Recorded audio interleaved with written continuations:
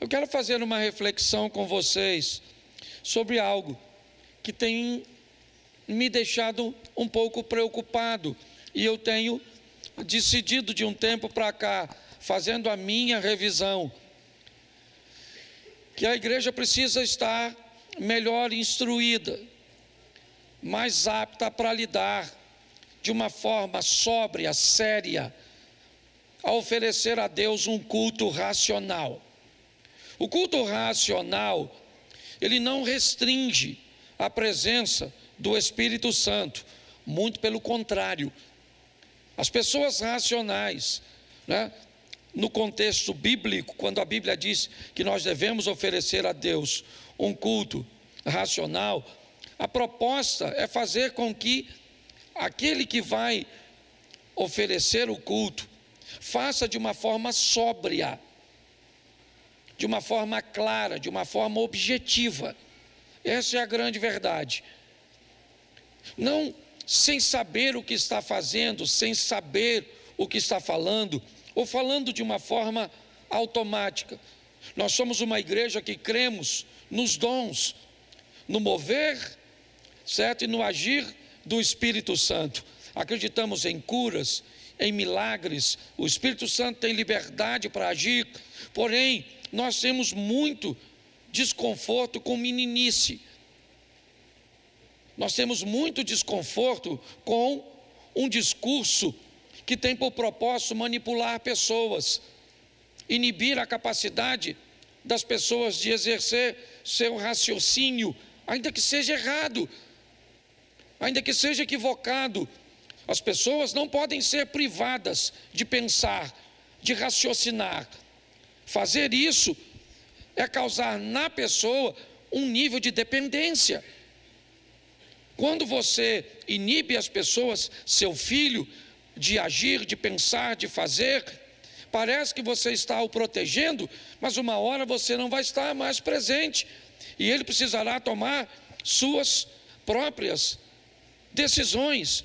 Então, pautado nisso, se você observar, eu tenho procurado fazer as coisas de uma forma mais metódica, para impulsionar as pessoas a fazerem da maneira certa. Até a oração aqui, eu fiz lendo como eu ensinei a vocês, que muitas vezes têm dificuldade de falar. Então escreva durante o dia, e você vai ver que se você escrever sua oração durante o dia, certo? Mesmo que ela seja fragmentada na escrita, assim que você levantou, escreve, teve algum problema, escreve, teve algum pedido de oração, escreve. Quando você for orar a Deus à noite, não feche os olhos não, abre os olhos e fale: Senhor, eu vou orar ao Senhor em nome de Jesus, e está aqui todo o conteúdo que eu quero entregar em tuas mãos. E aí você leia tudo. Então, pautado nisso, eu tenho visto, principalmente de um tempo para cá, a estratégia que o mal está usando para demonizar algumas palavras, fazer com que algumas palavras se tornem desconfortáveis em serem conversadas, debatidas, aceitas. E dentre essas palavras, eu separei 8. É lógico que esse culto é muito curto para que eu possa falar sobre todas elas, mas eu queria refletir sobre algumas delas. Eu separei a palavra dinheiro, eu separei a palavra sexo, eu separei a palavra política. Essas 3 palavras, de uma forma bem antiga, não é de hoje que elas têm sido demonizadas. Essa é a grande verdade. O dinheiro se tornou um mal. Tratar desse assunto é desconfortável. Cônjuges brigam quando vão conversar sobre dinheiro. Famílias brigam quando vão repartir seus bens, certo? Pessoas têm dificuldade de conversar sobre esse assunto, porque em algum momento o dinheiro virou algo do demônio. Nós temos a palavra sexo. Em algum momento, algo que a Bíblia diz que foi Deus que criou, certo? E que tudo que Deus cria é bom, foi demonizado. E aí a perversão acaba entrando num ambiente cujo não tem diálogo, não se tem liberdade para agir ou para conversar. Então a pornografia, a pedofilia, a promiscuidade, certo? Tem entrado nesse ambiente, por quê? Porque essa é uma palavra que é do demônio, a palavra sexo. Nós temos a palavra política, certo? Que é uma palavra altamente demonizada, a ponto de pessoas dizerem de pé juntos, sem nenhum argumento bíblico, sem nenhuma tese pautada na Bíblia, de que um cristão, certo? Alguém que se diz religioso tem que se abster da posição de cidadão, porque se ele manifesta sua cidadania, ele, certo, é alguém perverso, ele é alguém corrompido, porque a política, ela foi demonizada. Deixa eu trazer para uma linha mais atual, para nós e talvez para muitos de vocês que vieram de igrejas onde os pequenos grupos foram estabelecidos, em algum momento demonizaram a palavra célula. A célula chegou num ambiente cristão, trazendo consigo um projeto de evangelismo fantástico, um processo de cuidado ao próximo, né, de uma forma mais fragmentada, removendo, né, apenas um para cuidar de todos, de uma forma sensacional. Porém, o que aconteceu com ela? Ela foi demonizada e hoje trocaram por pequeno grupo, grupo de apoio, porque ninguém tolera mais. Se você escutar a palavra célula, você dá até um ruído esquisito. Você vê o garfo do chifrudo. Uma palavra demonizada. A palavra família é uma palavra que está sendo demonizada, certo? Falar de família, principalmente no modelo tradicional judaico-cristão, é quase uma coisa de demônio. A palavra obediência é uma palavra altamente demonizada. Nós olhamos a palavra autoridade, é uma palavra extremamente demonizada nos dias de hoje. Eu tenho uma mensagem para cada uma dessas palavras, mas hoje eu quero me deter na última palavra que eu separei, ou nas duas últimas, e vou abordar à medida que for possível, a palavra religião e igreja. Está assim de gente falando mal da religião, certo? E não é da religião cristã não, é de todo tipo de religião. Inicialmente havia um combate ao cristianismo. Essa foi uma estratégia, me parece maligna, durante muito tempo. Hoje ele ampliou. Para que acabar apenas com uma religião, se podemos descredenciar todas elas? Passamos até por despercebido, certo?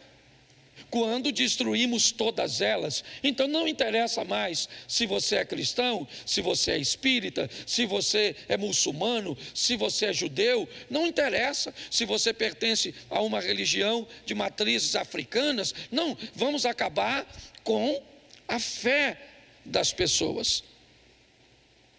Então eu não sei se você concorda com isso, e você tem todo o direito, certo? Eu só queria te dar algumas informações bíblicas sobre isso, para que você chegue à sua própria conclusão. Porque essa é a grande questão, certo? É você avaliar o conteúdo que você recebe. Então preste atenção, quando você vai falar mal da religião, a primeira coisa que você deveria fazer é descobrir o que é. O que é religião? Certo? As pessoas falam muito das coisas, mas quando você pergunta a ela o que é, então se eu perguntasse a você certo? Lá descrito num dicionário, qual é o significado da palavra religião, eu fui lá para trazer para vocês. Vai ficar gravado, depois vocês podem ver de novo. Eu fiz uma live hoje à tarde, alguém participou aí da live? Isso aí, bastante gente, certo? Eu já falei um pouco sobre isso. Mas a palavra religião, ela se resume a 3 pilares na sua definição. Primeiro, a palavra religião, ela fala de um poder superior, na crença num poder superior ou na existência de Deus. Um religioso, ele sempre vai acreditar que há um poder superior e que há um Deus acima de tudo, na existência de Deus. Não interessa qual religião seja ele, certo? Ele vai acreditar que o Jeová está para os judeus, assim como o Alá está para os muçulmanos, assim como algumas entidades estão para religiões de matrizes africanas, certo? Assim como Deus está para nós, mas a religião, inevitavelmente, ela faz com que o indivíduo acredite nessa força superior e na existência de Deus. Segunda coisa que um religioso vai precisar ter é a crença de que há um destino para o ser humano. Ok? O ser humano está neste corpo de passagem e ele vai ser destinado. E na maioria das religiões, seja com a possibilidade de um retorno, de uma revisão, certo? O final é salvação ou perdição. A maioria acredita nisso. E a religião também fala da obediência. A obediência aos valores dessa força superior ou desse Deus. Então eu não vejo problema nenhum em acreditar em Deus. Eu não vejo problema nenhum em acreditar que o ser humano terá um destino. E eu não vejo problema nenhum no que diz respeito aos valores de obediência, como ética, moral, decência e bons costumes. Na Bíblia que eu uso, vamos ver até a tradução aqui, porque ela é diferente da minha, certo? Eu uso um Almeida, corrigida fiel, mas coloca para mim, Tiago 1:26. Isso. Se alguém supõe-se ser religioso, deixando de refrear sua língua, antes enganando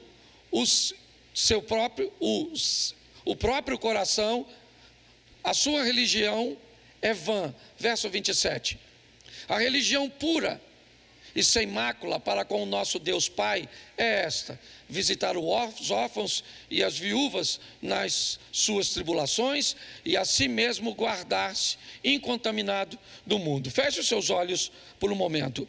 Senhor nosso Deus e Pai, em nome de Jesus, eis aqui a Tua palavra, continua falando conosco e usa-me como um canal de bênção nesta hora, em nome de Jesus. Você pode dizer amém? Bom, preste atenção aqui, porque eu quero fazer uma reflexão com vocês sobre esta posição. Nós vimos 3 vezes a palavra religião aparecer no texto em que lemos. Algumas pessoas podem trazer uma tradução diferente, mas nós temos que entender uma coisa. A Bíblia está dizendo que aquele que cuida ser religioso precisa ter domínio daquilo que fala, disse Tiago, porque senão a religião dele é vã. O verso 27 diz que a religião pura e imaculada é cuidar dos outros sem perder o cuidado de si mesmo. Então não há nenhum problema com a religião. Nenhum problema com ela. As pessoas começam a trazer informações, eu não sei pautadas em quê, tá certo? Para falar tanto contra a religião do que contra a própria igreja. E o sistema hoje tem a seguinte definição: para eu ser cristão, eu não preciso ir à igreja, eu não preciso fazer parte de uma igreja. Em tese, ninguém está preocupado se você faz parte da igreja ou não. A verdade é essa. O que as pessoas querem saber é se ao fazer parte dessa igreja, você fará duas coisas que incomodam demais aquele que luta contra a igreja. Segundo, primeiro, você vai se tornar obediente a Deus. Esse é um problema sério para o mal. Todas as vezes que alguém obedece e torna viável aquilo que algumas pessoas acham que não é, ele faz um mal terrível a um grupo que normalmente vende a ideia de que não é possível. Segunda coisa que incomoda muito as pessoas: o financiamento que você exerce para esse sistema continuar de portas abertas, mudando a vida de pessoas. Essa é a grande verdade. As pessoas que dizem que você não deve ser religioso e dizem que você não deve frequentar uma igreja, ela não está preocupada com sua alma. Não.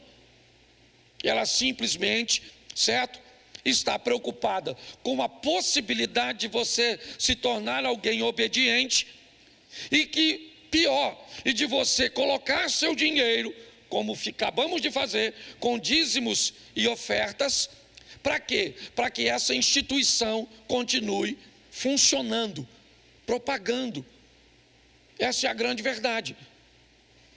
Qual é a grande questão? E eu acho que você já deve ter notado isso, mas é importante vermos. Por que é que viemos à igreja de fato? Será que ao recebermos Cristo como Senhor e Salvador de nossa vida, será que depois de termos um entendimento na fé em Cristo, precisaríamos continuar vindo à igreja? Será que eu saio da minha casa para vir para cá para ser salvo? Será que eu estou fazendo isso aqui porque cumprindo isso que eu estou fazendo, eu sou salvo? Quando alguém diz que pessoas não devem ir à igreja depois de terem recebido a Cristo como Salvador, na verdade elas estão dizendo: para que voltar para a igreja se você já recebeu a sua salvação? Olhe bem, a proposta é: pense apenas em você. Se você acha que eu venho para a igreja para pregar, certo, para compartilhar aqui a palavra de Deus, porque eu acredito que você é salvo por isso, você está enganado. Não tem nada a ver com isso. A minha fé em Cristo Jesus e a minha obediência faz com que eu seja salvo por Ele. Porém, coloca para mim, por favor, Mateus 16, 25. Dá uma olhada nesse texto, talvez ele te explique um pouco. Porquanto quem quiser salvar a sua vida, perdê-la-á. E quem perder a sua vida por minha causa, achá-la. Preste atenção. Quando eu saio da minha casa para vir à igreja, sabe o que eu trago para cá? As minhas experiências. Sabe o que eu trago para cá? A minha família. Sabe o que eu trago para cá? O meu dinheiro. Sabe o que eu trago para cá? O meu conhecimento bíblico. Porque eu estou na igreja para oferecer às pessoas aquilo que eu recebi. Porque eu não estou preocupado com a minha salvação. Não. A minha salvação está em Cristo Jesus. A minha preocupação atual é que outras pessoas sejam alcançadas por aquilo que eu já fui. Essa é a grande verdade. Então, quando alguém diz: ninguém precisa ir à igreja, observe se as pessoas que estão falando isso, certo, pregam o evangelho e difundem a salvação. Dá uma olhada. Algumas têm um ministério para fazê-lo. Sim, nós temos um missionário. O Robert é um missionário. Você acha que ele frequenta a igreja todos os cultos? Não. Ele está no Afeganistão, sustentado por você. Sim, você manda dinheiro para ele. ele frequenta os cultos na igreja? Não, porque não pode. Sabe o que ele faz lá? Ele faz culto nas casas. Sabe o que ele faz lá? Ele difunde o evangelho, ele batiza pessoas. Se as pessoas que falam contra a igreja fizerem isso, eu até entendo. Mas isso não é a verdade. Então hoje, quando você vê alguém falando mal, porque fulano é religioso, sou religioso com muito orgulho, sim. Quer conhecer minha religião? Eu estou pronto para te apresentá-la. Eu não gosto da igreja. O problema e o trauma que você teve com a igreja não é problema meu. Tá certo? Se você se associou a um pastor sem vergonha, que pedia dinheiro 3, 4 vezes durante o culto, que pegava uma medalhazinha e dizia, isso que... Cante comigo uma canção na hora da oferta. Tudo entregarei, tudo entregarei. Ou seja, se você foi traumatizado por esse tipo de liderança, isso não é culpa nossa. Seu argumento é insustentável. A igreja foi criada por Cristo. A igreja é chamada de noiva de Cristo. Qualquer um que fale contra ela, fala contra Cristo. Mas a igreja somos nós. Então tá bom, querido, somos nós reunidos. Se não há possibilidade de se reunir, eu entendo. Mas a igreja é uma agência do reino para apresentar a Cristo. Então eu fico olhando as pessoas, e pior, alguns até crentes falando sobre isso, mas a maioria deles, diga-se de passagem, tudo traumatizado, porque o pastor fez isso, porque a irmã de oração fez isso, porque recebeu uma profetada ao invés de uma profecia, porque o outro fez aquilo, tudo revoltadinho. A culpa é de quem? Eu fico imaginando a confusão que isso não vai dar na fila do inferno. Porque tem gente que diz assim, pastor, para eu ser crente igual uns irmãos que tem na igreja, eu prefiro viver a minha vida. Você está certo. Tem uns crentes na igreja ruim. Tem irmão na igreja que se o diabo vier aqui e me pedir referência para levar, eu não dou. Estou falando certo. O diabo fala assim, eu vou levar fulano. Eu digo, rapaz, não leva não, que isso vai apagar o fogo do inferno. Isso vai arrumar uma confusão desgramada lá. Vai abrir um inferninho na outra esquina. Você entende? Sim ou não?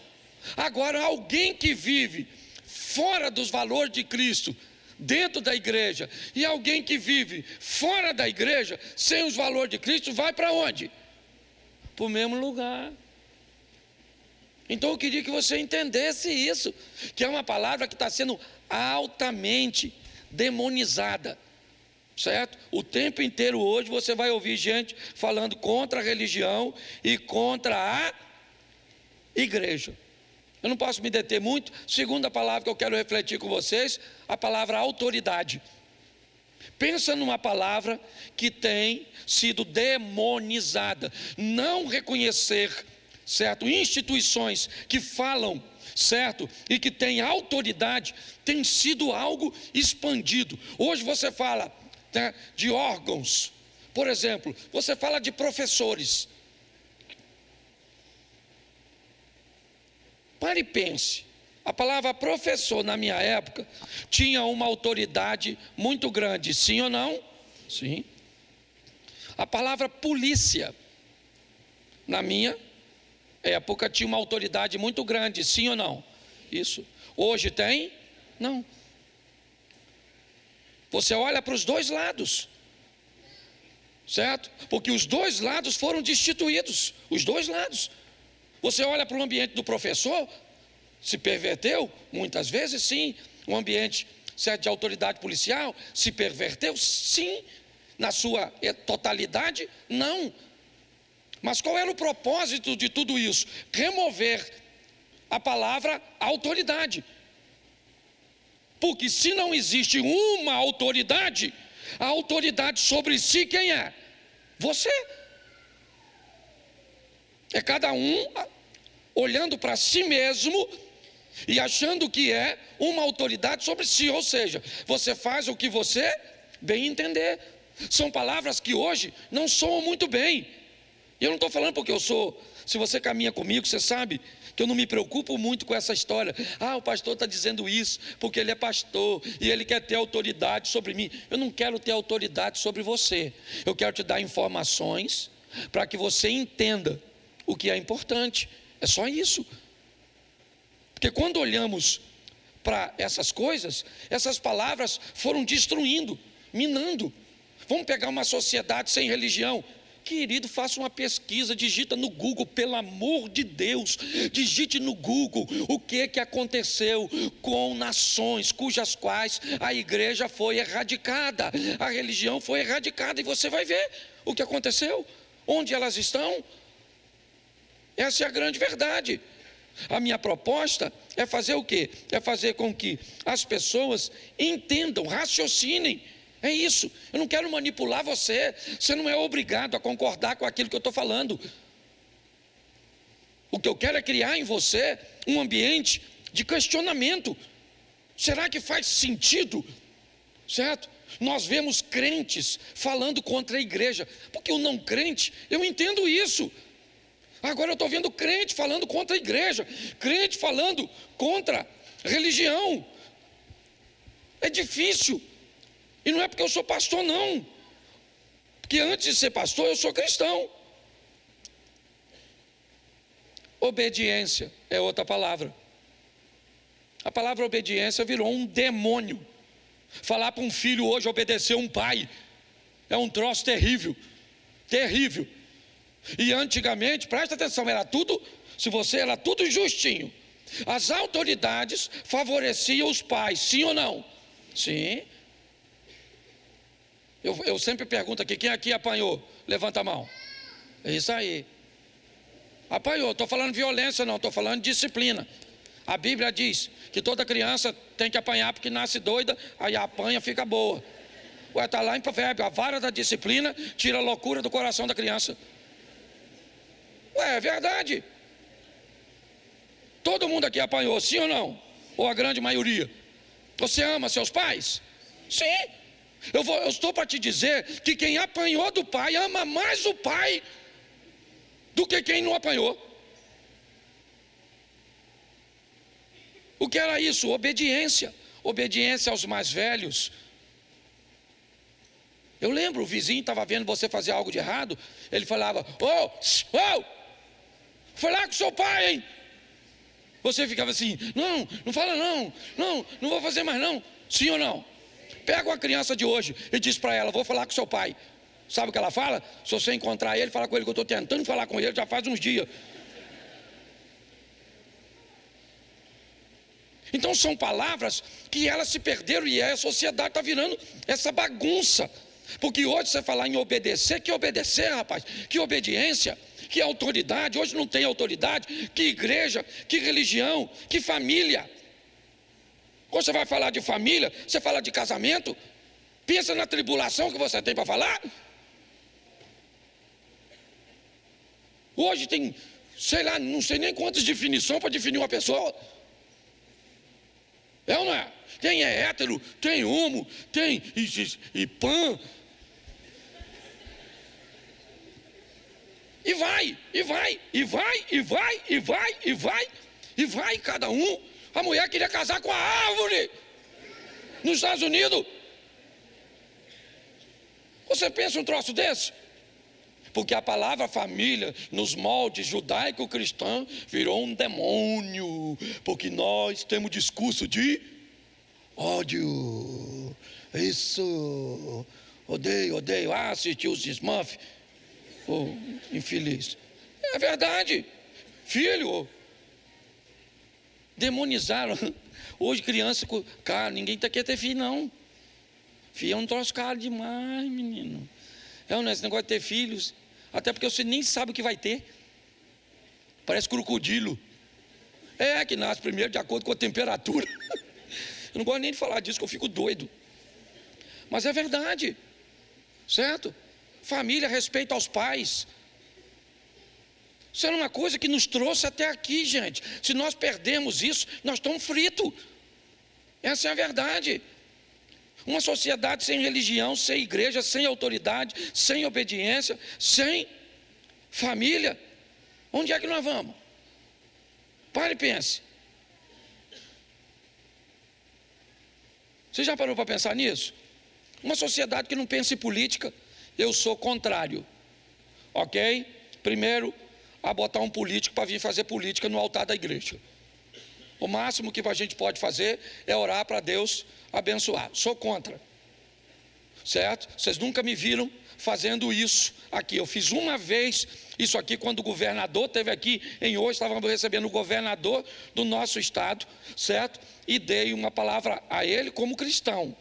Mas eu aqui não fico dizendo em quem você tem que votar. Para mim, se você votou no Lula, se você votou no Bolsonaro, se você votou no Enéas, se você votou no... Eu não quero saber.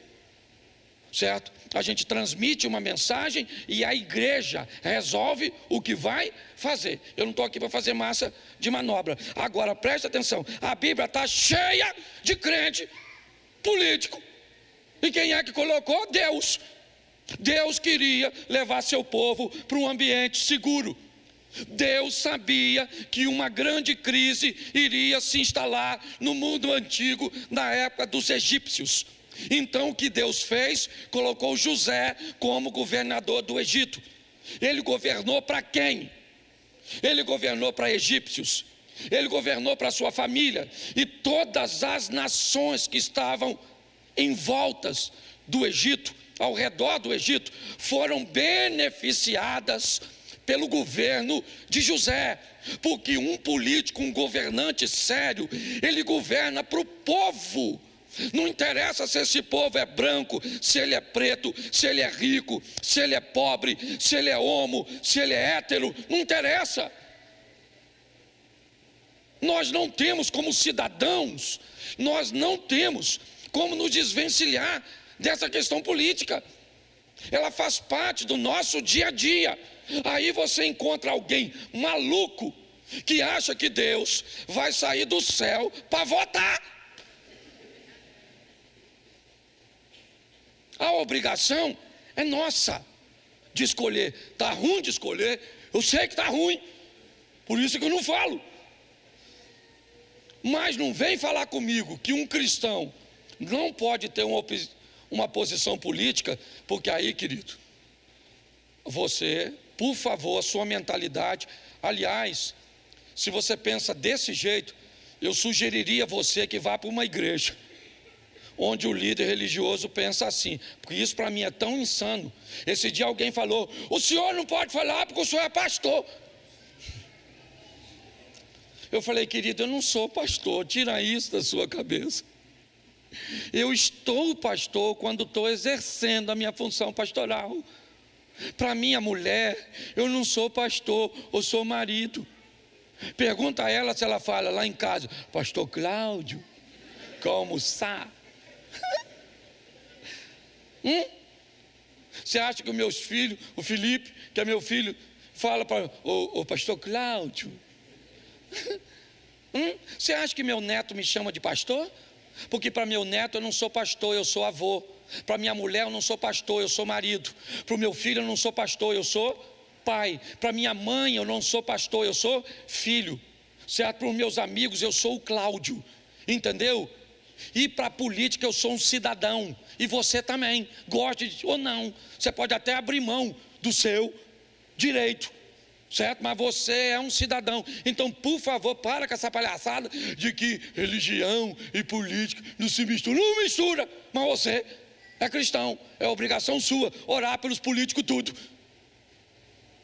Você já me viu fazendo brincadeira, mas quando eu dobro o meu joelho, eu não votei no Lula. É lógico que eu não votei, certo? Mas eu oro por ele, para que ele tenha um bom governo. Você acha que eu gosto do Alexandre de Moraes? Eu não gosto, pelas coisas que faz com gente que está conosco aqui, ó. Eu já falei isso aqui. Nós temos um dos nossos que pegou 16 anos de prisão por causa dele, injustamente, sem provas nenhuma. Mas você acha que eu vou amaldiçoar ele? Eu não vou, porque da minha boca não sai maldição. Eu vou orar. Você está entendendo? É responsabilidade nossa. Mas essa foi uma palavra demonizada. Seja franco aqui agora, você tem livre. Você sabe que aqui você tem. Quem aqui acha que política, que o crente deve ser totalmente alheio à política, não deve falar de política, não deve fazer nada? Por gentileza, levante a mão. Pode levantar. Deixei você sem graça. Então tá bom. Não, é porque se você analisar direitinho, as pessoas precisam aprender a se posicionar. Pastor, eu penso desse jeito, eu acho que não dá mesmo não, porque Jesus está no controle de tudo. Entendeu? Não está na Bíblia, mas eu creio que você pensa assim. Ué, então é a palavra demonizada. Falar política dá até um uso urticária em nós. Vamos aqui, rapidinho, porque nessa culto eu não posso falar muito. Sexo, pensa num troço que acabou com os casamentos. As pessoas não... Se você fala sexo, tem gente que fica assim, ó.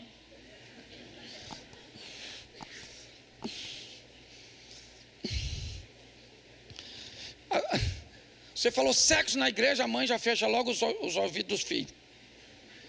O menino tinha 11 anos de idade, o pai falou com o menino: meu filho, está na hora de nós conversarmos, tirarmos umas dúvidas sobre sexo. O garoto falou: senta aí, pai, quais são? É só você falar. Então deixa eu falar uma coisa para você. Quem criou o sexo foi o capeta? Sim ou não? Quem criou o sexo foi quem? Então por que a mulher às vezes não tem intimidade para conversar com o marido sobre esse assunto? O marido não tem intimidade para conversar com a mulher? Por que a pornografia está aí, um pessoal com as cabeças tudo tortas, com os troços tudo esquisito? Porque alguém demonizou, rapaz. Um namorado deveria ter toda a liberdade de falar sobre sexo com a sua namorada antes de casar. Minha filha, senta aí que hoje nós vamos falar, nós não pode fazer. Nós acreditamos só depois do casamento. Então, mas senta aí, minha filha. Vamos conversar sobre isso. Tá certo? Bom, na modalidade das Olimpíadas, do sexo depois de casado, você, assim... Fala, não fala, não fala. Tem mulher que gente, quando eu citar exemplo, eu não falo o nome. Então, por favor, não se aborreça. Eu fui lá no gabinete do pastor e ele me usou como exemplo. Não usei, eu não faço isso. Entendeu? Mas eu preciso usar os exemplos. Mas eu não falo o nome, eu falo o crime, mas não falo o criminoso, entendeu? Entendeu? Eu não falo, eu nunca falei. As pessoas ficam constrangidas, certo? Mas qual é o problema? Alguém acabou criando em torno da palavra sexo uma visão tão ruim, tão perversa, tão suja, tão má, que o pai tem vergonha de falar com o filho, a mãe tem vergonha de falar com a filha. Sabe, fique tranquilo, a internet não tem. Fica tranquilo, certo? Que a família dos netos não tem, certo? Eles vão falar e ensinar do jeito que eles quiserem. E quando você for descobrir, deformaram seu filho, deformaram sua filha, certo? Eu fico olhando as senhoras mais antigas. Sim, eu lembro daquelas senhoras, sabe, sábias, de uma postura correta, mulheres decentes, ordeiras, santas, piedosas, que se tivessem transferidos para a geração mais nova o conhecimento e a moralidade, certo? Que elas tinham, nós não teríamos tanta imoralidade como temos hoje. Mas elas, também contaminadas por essa demonização da palavra sexo, tinham vergonha de falar com suas filhas, vergonha de falar com suas netas, certo? Enquanto os homens, a grande maioria deles machistas, fazia o contrário, conduzia seus filhos seus netos para um ambiente de perversão, fazendo os meninos se tornarem homens em ambientes promíscuos. Tudo isso por quê?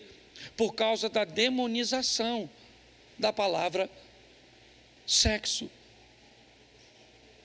onde o prazer, onde a moralidade, a santidade, sabe? Para mim, quando um cristão está fazendo sexo, ele continua sendo cristão. Para mim, quando um cristão faz sexo, os anjos do Senhor acampam-se ao redor daqueles que o temem, mesmo quando eles estão fazendo sexo, porque não estão pecando. Quando há imoralidade, os demônios de Satanás acampam-se ao redor. É assim que funciona. Mas alguém demonizou isso. E até hoje, século 21, mulheres têm vergonha de falarem para os seus maridos de onde gostariam que eles colocassem a mão ou fizessem um carinho. Porque não se sentem íntimas de seu homem, de seu marido, que vivem com ele 10, 20, 30 anos. Que poderiam ter com suas esposas de uma forma lícita, santa e prazerosa, certo? Resultados extraordinários, certo? De um relacionamento sexual sadio, mas alguém demonizou a palavra sexo. Então, se a gente fala sexo, parece pornografia. Se a gente fala sexo, certo? Parece algo totalmente errado. Então, ninguém toca nesse assunto. E por isso nós chegamos onde estamos.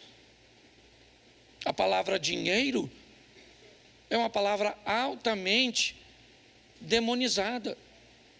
Em algum momento, nessa trajetória cristã, desenvolveu-se a ideia, principalmente no cristianismo, certo? De um cristão que, na necessidade, havia nele a necessidade de ser pobre. Sim, é assim. A nossa cultura, irmãos, ela foi formada por novelas.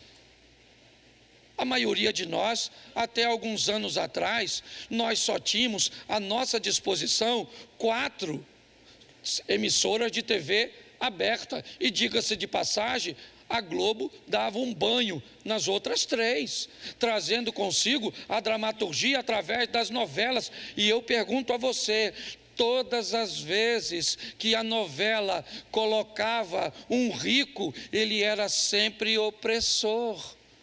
E o pobre sempre uma vítima. Você acha que isso terminaria de graça? Não. A sociedade recebeu a informação de que o dinheiro trazia consigo o orgulho, a prepotência, o abuso. Na verdade, o que estava sendo vendido para a sociedade é abra mão do dinheiro, porque ser rico, o dinheiro torna você uma pessoa má. Essa é a grande verdade. E hoje tudo isso estoura onde? Estoura nos nossos relacionamentos, estoura na igreja, que acaba tendo que lidar com todo esse tipo de coisas. A quantidade de gente aqui que ainda tem problema com prosperidade, que para a gente ministrar uma palavra de oferta tem que ter todo o cuidadinho, porque as pessoas ficam tão ofendidas, certo? Por quê? Porque você já viu em algum lugar as pessoas carregando saco de dinheiro nas costas. Eu entendo isso, porque você viu em algum lugar um pastor, ruim, mal intencionado, realmente tirando proveito das pessoas, vendendo isso, vendendo aquilo, fazendo isso, fazendo aquilo. Eu sei, mas gente ruim tem em todos os lugares. Nós temos que entender isso. Nós vamos ter problema com sexo por falta de habilidade. Nós vamos ter problema com política. A Bíblia me diz uma coisa, eu não sei se isso dá para acontecer na sua vida, ou se você seria capaz de tomar posse desse texto. 1000 cairão ao teu, 10.000 à tua, mas você, isso. O assunto é dinheiro, tem gente caindo para lá e para cá, mas eu não vou cair. O assunto é sexo, tem gente caindo para lá e para cá, mas eu não vou cair. O assunto é política, tem gente caindo para lá e para cá, eu não vou cair. Nós precisamos preparar uma igreja forte, apta, porque se cria um ambiente, certo? Demonizado para se discutir esse assunto. Se você for defender e não tiver preparado, vai passar vergonha no ambiente estudantil. Vai passar vergonha no ambiente, né, da rede social. Essa é a grande verdade. Então nós olhamos. Há muito tempo atrás tinha um engenheiro que trabalhava comigo, e ele me disse uma frase que eu não gostei, mas que eu tive que parar para pensar. Ele diz: o problema de vocês crentes é que vocês leem muito sobre o pouco e falam muito sobre o pouco que lê. A falta de formação nossa, talvez vocês sejam muito habilitados para falar sobre a sua formação acadêmica, sobre a sua profissão, sobre aquilo que você desempenha.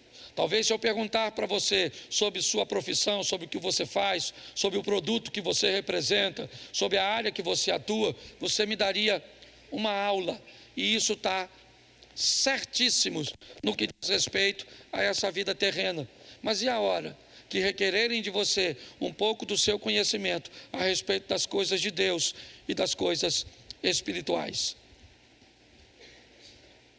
Está chegando um tempo onde não vai se tolerar mais um crente superficial.